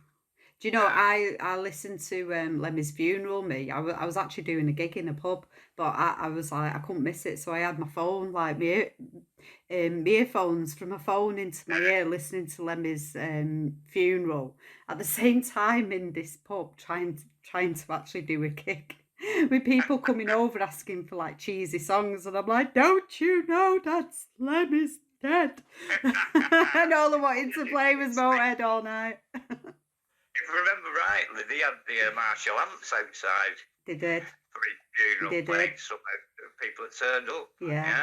Yeah. I lost a lot of rock artists, but there is a lot of new stuff that's quite good. Oh, absolutely, yeah, definitely. The live rock scene is definitely, Oh yeah, it's picking up now. It is after COVID, definitely. So, a lot of the foreign countries. I mean, there's Frozen Crown, they're Italy, fantastic. Right. FVK, Yeah. It's all different types of rock. Right. I mean, so the European countries are really flying the rock flags, aren't they? We're going to see a local-ish, they're from Midlands. Yeah. In December, we're going to see, and that band's actually called As December Falls. They got the name because when they got together and they were setting everything up, it was towards the end of December. Towards the beginning of December, I should say. Right. So that's why they named themselves As December Falls, and they're at Academy 2 in December. I'm not sure if there's any tickets left. In Manchester? Yeah, I like that venue, actually. Yeah. I actually went to see Goldie Looking Chain there, but I mean, they're completely different. We went watching Zandria and Delane there, me, John and Frank. Yeah. And they were quite good. Delane were the headlining band, Zandria were the support band as such. Right. But I went to Zandria and I wasn't disappointed. They were fantastic. Were they? But, have you been to any bad gigs? What's the worst gig you've been to? I don't think there is three. I mean, went to see Within Temptation, Evanescence and Viridia, they were called, the support band from America. And I wouldn't say it was a bad gig as in the band were rubbish, because it wasn't. They're absolutely fantastic artists. But the sound was absolutely terrible. Oh, God. It weren't the NEC, it was the other Birmingham place. I think it's the Arena. No, Utila or something it's called. Right. The acoustics of the place were terrible. Oh, were they? No, there's nothing worse than that. I definitely wouldn't go and see it there again, but I am going to go and we found out that Within Temptation are touring in next year. Yeah. In November, so we're on lines for getting tickets. We're going to go. Well, you're always out and about, aren't you? You get into these, live shows, aren't you? Well, I didn't do it for quite some time after a breakdown, and now we start with radio, which pick myself up, and it's hard, but you keep cracking on. You know what I mean? But that's the thing about music; it's a great motivator, isn't it? Especially when you've been through stuff, It speaks to your soul. It can heal your soul, can't it? Well, that's the beauty of radio, because you sat there and you could be, like one station, we did 90,000 people, but you don't see 90,000 people. You're just in your room. Yeah. Putting your music on and chatting to them as if you're stood beside you. So, it's being out without being out. And I love them type of ones. Oh, definitely. Well, yeah, I mean, I love your Monday nights. It's been great, but I've been tuning into it, and then it's around my little boy's bedtime, and I've been told off, and he said, "Turn that music off," which I think's hilarious. The child telling the mother that for a change. So, what's your plans for the future then, Craig? I'm hoping to do more with this. Like I said, there's a lot. It's a 2-hour show, and you can get so much into it. So I'm hoping to do more once I've got it going proper, and So yours is it's not just going to be a rock show then. What's actually the title name of your show? Rock Through the Ages. Rock Through the Ages, like that. Captain Caveman's Rock Through the Ages. So you're going to start with your rock and roll and that, like that we had in the 50s. Well, like I say, if you do rock Through the Ages, you can do anything. Yeah. Because there's a lot of music that's classed as rock, which you wouldn't even... Music me and John look at and go, that's never seen rock, but it's down as rock, so it can go in. Yeah. Yeah, I mean, even like some of the indie bands and that became popular, especially in the 90s and the 2000s, they're considered as rock, aren't they? It's like Oasis. I don't class them as rock. I don't. Rock. But yeah. Yeah. Yeah, and then you've got like your prog rock of the 70s, haven't you? Yeah. And me and you can't talk without talking about Fleetwood Mac. Oh no, we've got to talk about Fleetwood Mac. There's nothing wrong with Stevie Nicks and all them, but I mean, John just had this affliction with Fleetwood Mac, so when I do this talk for him, I always have to find him a Fleetwood Mac track, and he complains that Nanny McPhee didn't do anything. That's who he calls Stevie Nicks, the cheeky so-and-so. Christine McVie, Nanny McVie. Nanny McVie, right? Okay, I kept thinking he was calling Stevie. Well, you would actually think he would call him Stevie Nicks because I'm a big Stevie Nicks fan. Yeah. And he's picking on Nanny McVie, and I do like that. Christine McVie. Yeah. She wrote a lot of the music. Yeah, some wonderful, wonderful Fleetwood Mac songs. Solo as well, Stevie Nicks. You just can't beat her. No, not at all. Because she did that Crystal, some soundtracks to that as well. Yeah. I love her solo stuff as well. Yeah. But the reason why they're a rock band as well, because of Lindsey Bucknam's guitar playing. You know, he does fantastic guitar solos, doesn't he? Oh, yeah. I've been going, looking through old concerts of theirs. You know, through the ages. I think the recent one that I watched was 2014. But going back through to the 70s as well. She don't change. No. She doesn't age. She's beautiful. She is. I mean, as you know, I call my late partner Stevie Nicks, so she was a double word for her. She was, Wendy was, Dressed like it as well, didn't she? Without even knowing. I know. Yeah. Oh. So, well, all I can say to you is good luck for your show. Did you start last week? I was due to start, but unfortunately, my little best mate passed away, my little dog. Your little dog, I remember. I'm so sorry. So I ended up, I had to take a bit of a break, you're a bit hard. So, no, I'm back to full strength and I'm hoping to bring everybody a really good show when I start tomorrow. Well, good on you for keeping going as well. I'm so sorry for the loss of your lovely dog as well. I know a lot of our listeners are animal lovers as well. She did well. She was 16. Yeah. She's been blind for years. Oh, bless her. And so we'll be tuning in soon to your show, Rock Through the Ages, and then on Monday nights on Mossley Sound Radio, we also have The Rock Zone. The Rock Zone. Thank you, Craig. You take care. You too, Kath.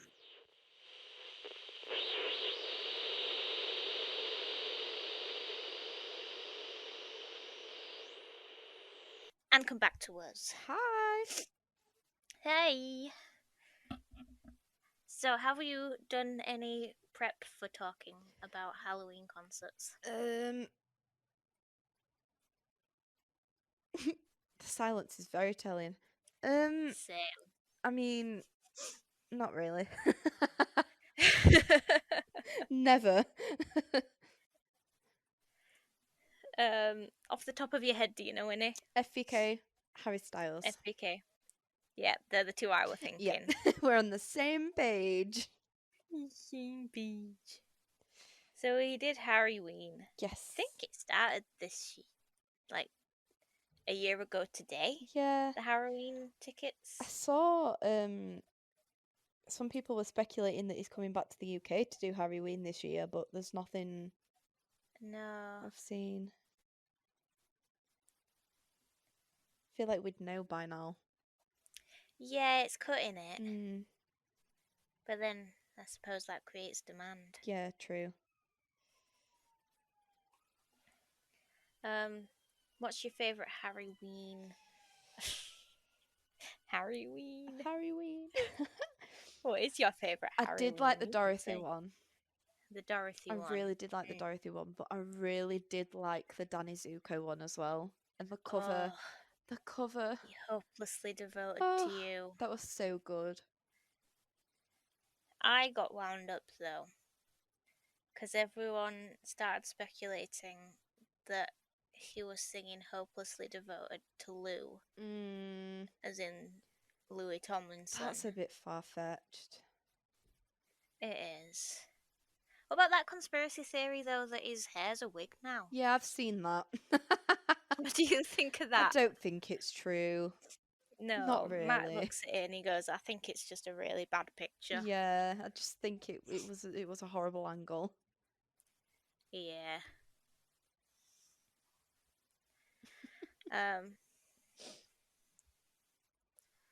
Yeah, no, I was going to say that as well. I really liked his Danny Zuko. Just excuse me while I go plug my laptop in because it's dying. Don't knock over me guitars. Do, do, do, do, do, do, do. Is that all we can say about Harryween? Honestly, I think so. Yeah. Neither of us were there. We're in Madison Square Garden. Yeah. But we were, I think you were with me, at the Whitby Goth weekend where Oh, yeah. FVK did Jim Scary. Yes, they did. I remember that. Why did that escape me? The trauma of seeing them all as Jim Carrey characters. Yeah, true. That's yeah. I think I've still got pictures saved somewhere.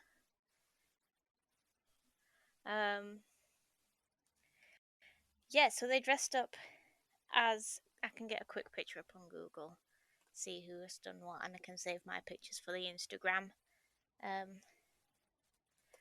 They're doing a Halloween show this year, aren't they? Yeah, I think it's sold out. They're doing Hometown though, aren't they? Yeah, it's, excuse me, about Norwich. Yes. Forget that's where they're from. Susie, open your Oh, mouth. Suffolk. She's chewing something. Susan, stop. Open your mouth. Oh my god. Stop that. What a bum. Yes, Norwich. Hometown. I thought they were from Suffolk, though. Oh, yeah. Yeah, Huh. I can't see a picture anywhere. Was it all just a dream? Maybe. Was it scary just a wee? Maybe we A dreamed weem. it. Woo. Oh, yes. I know Lawrence was the mask. Yes. Shane was Cable Guy. I think Kia was Ace Ventura. Drew was Dumb and Dumber. And Luke was Riddler. Yeah, yeah. There we go. And through Death or Disgrace, they during the breakdown, they said all the iconic lines from those shows, didn't they? Yeah. Movies even. Yeah. And I remember when Lawrence went, so, because it's Halloween, we went as Jim Carrey, and we've decided to call it Jim Scary, and everyone booed.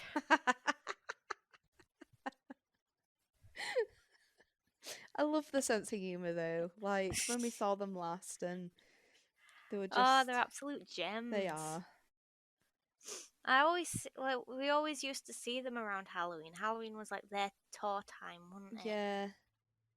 And we used to dress up like them. Yeah, we did. Little cringe 12-year-olds. I almost suggested we go as and record this with videos. Yeah, maybe not. No. I don't even think I've got my goggles anymore, you know. I've not got them here. I might have them at home. That's sad. I don't even have my top hat here. Oh. Anyway, I've got a lot of dressing up to do this weekend. Yes.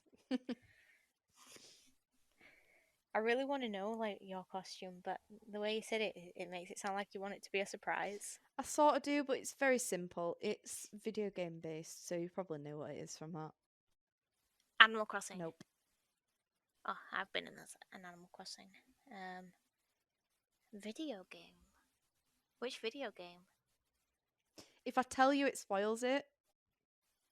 Five Nights at Freddy's. It's very simple, like barely Among effort. Us. No. Stardew. No. Phasmophobia. This is too new. Think older. Too new. Think old. Mario. Nope. Peach. We played it a lot. Just Dance. Nope. We didn't play Just Dance that much. Raving Rabbids. No. What did we play? You're missing the pinnacle of our childhood. What was the pinnacle of our childhood?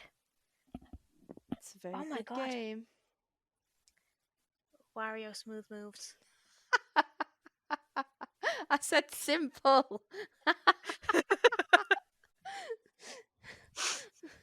games did we play? It starts and begins with the same letter. It starts and begins, yeah. It will do. Starts and ends, Jesus.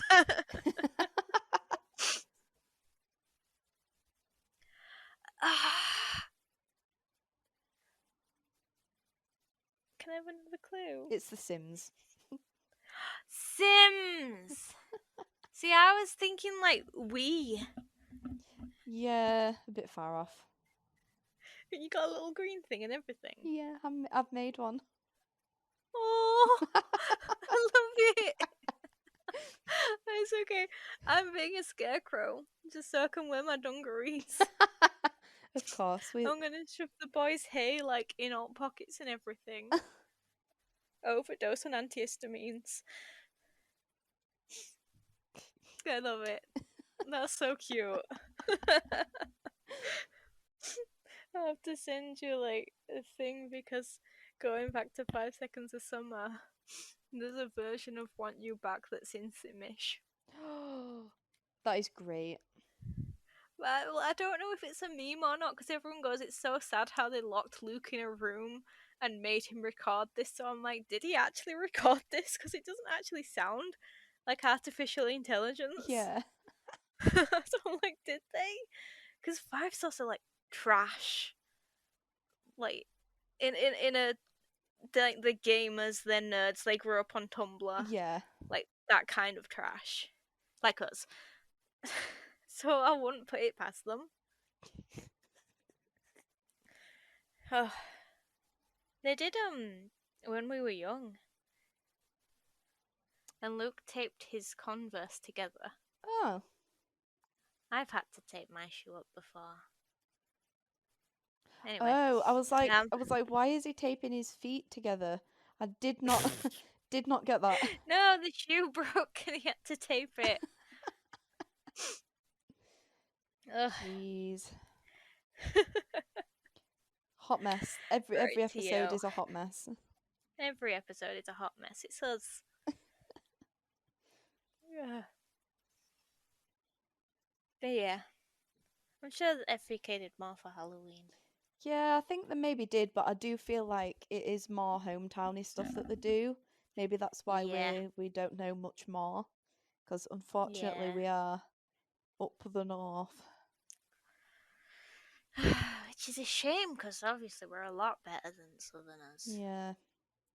Just us two, not the whole of the North. Just us two, way better.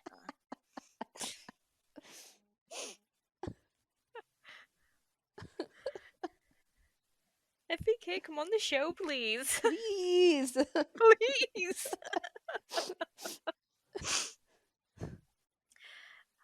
Lawrence said he'd officiate your wedding, but you won't come on the show. Please. I'd have to get married down south, though. Oh. Not in Tory country. No. No, thank you.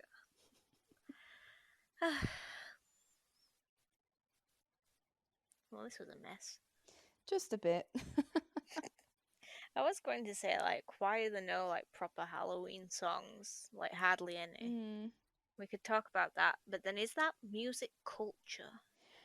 Don't know. Well, Muse have a song that I really like. You Make Me Feel Like Halloween.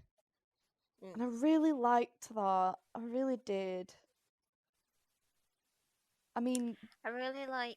Sorry, I was just going to say, do you class emo band covers of Nightmare Before Christmas as Halloween songs? Because a lot of like Evanescence, Korn, Flyleaf, they did a full album covering like songs from the soundtrack. Yeah, I think Fall Out Boy's on that as well. Yeah.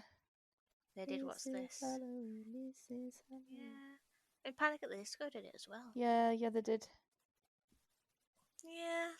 Do they count? But then you get like, yeah. You get like, I always feel like someone's watching me. Thriller, all that. Yeah.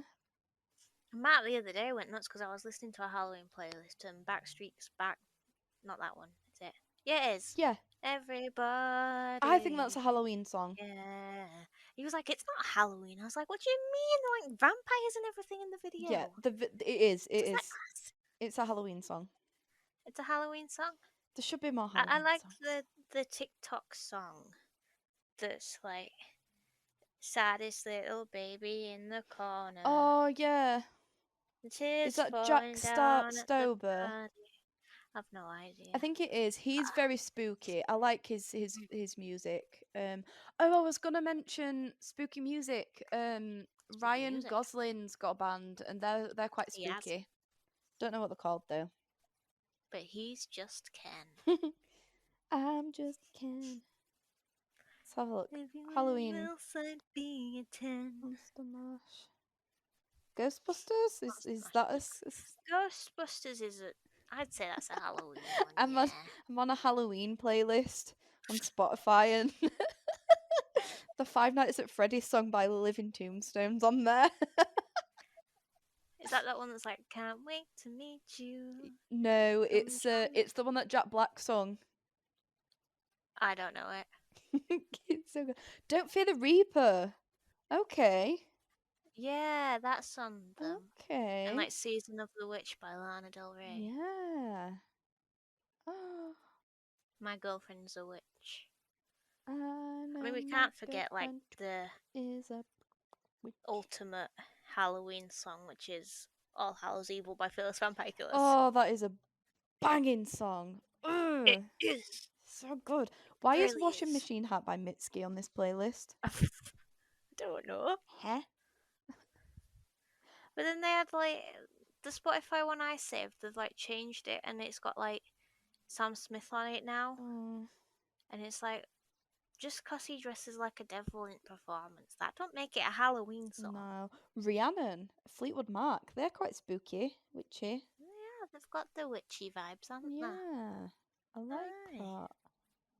Mm. Kate Bush. Which song? Babushka. Babushka. Do like Fair. that song. That's one of my favourite Kate Bush songs.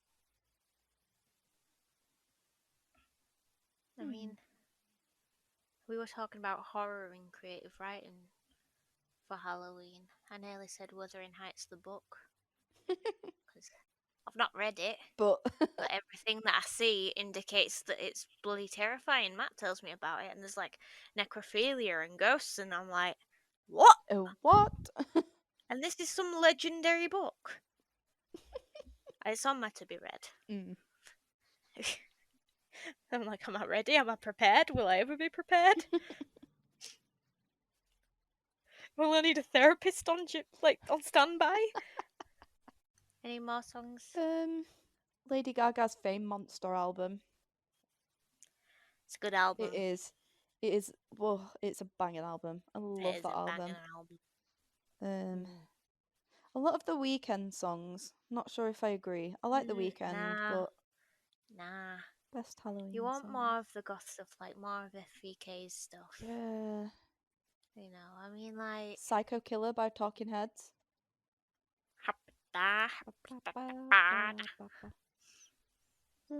Magic Dance by David Bowie. I suppose if you're a kid, Labyrinth could be quite scary. Yeah. Yeah. I was gonna make a joke, but I don't think I can say it on the radio.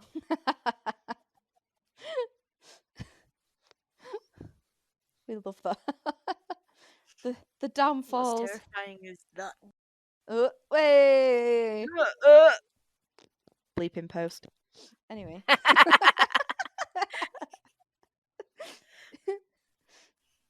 Halloween vibes. I don't know. They're all the same ones. I break the rule. Sweater weather. Just like this government.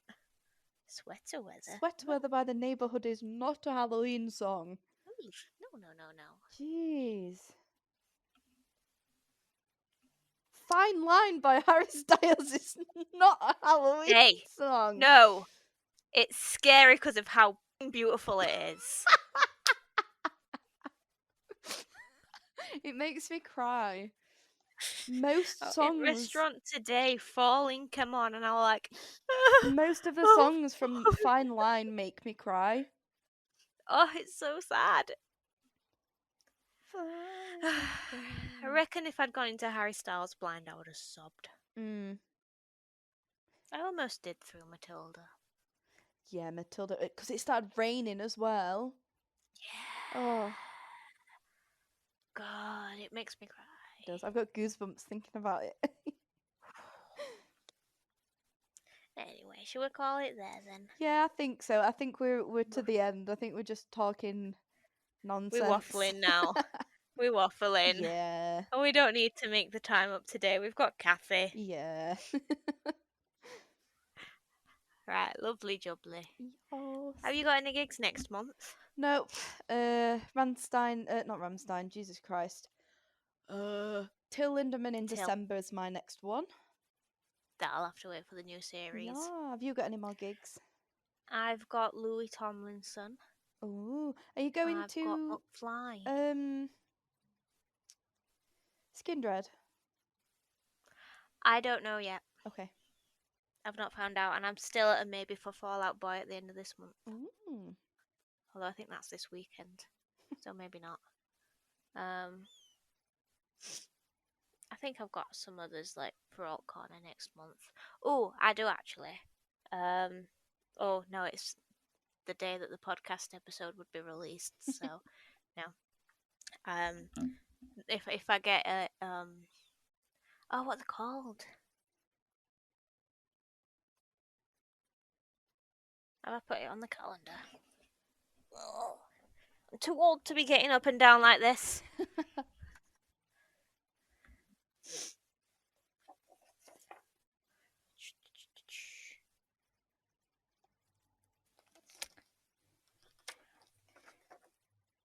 Short answer, no, I've not put it on the calendar. Oh. Basically, it's a pop punk band. Female fronted, Matt Wright likes them. Okay. Yeah, I know that doesn't narrow are they it down the one ones bit. that he says are like Paramore but aren't Paramore? I think so. They're the singer of them, at least was, I don't know if they are anymore, but was in a relationship with the guitarist of We're the In Crowd. I can't remember what she's fucking called. Yeah, I do remember you mentioning these and making me listen to them. But I also have not got a clue what they're called. I went to see a band they've toured with this year that I can't even remember now, another female fronted one. Oh. I need to go to bed. Yeah. It's 4:15 in the afternoon and I've been up since 7. It's bedtime. Yep, nap time. Good night. Nap time. Wee.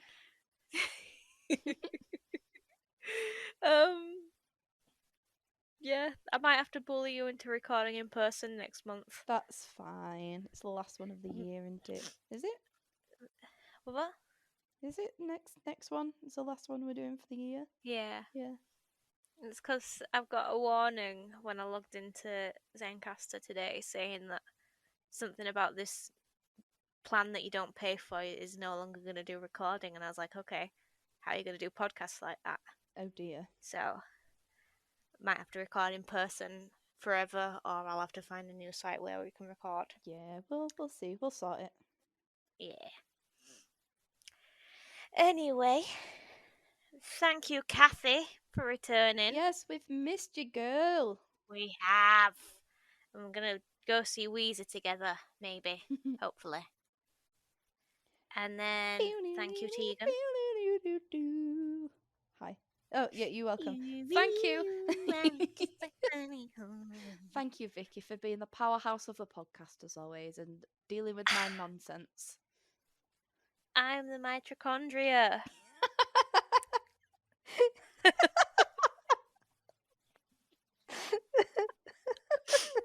That's going on a t-shirt. That is... I think we've lost it. I think we've both got smooth brains. No ridges or lumps, bellies or bumps. All ideas slide right up.